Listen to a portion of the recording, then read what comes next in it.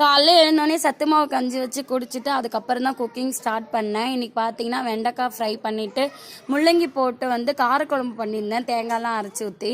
ரொம்ப நாள் கழித்து வந்து செஞ்சு சாப்பிட்டோம், நல்லா இருந்துச்சு.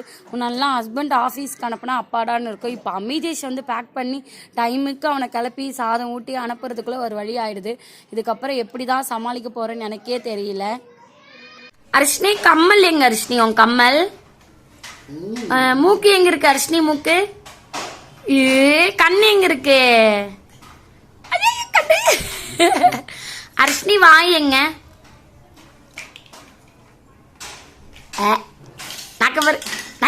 அதான் வாயா அர்ஷினி? மம்மம் தாடி, அம்மா தாடி தாடி. தேங்க்யூ அர்ஷினி.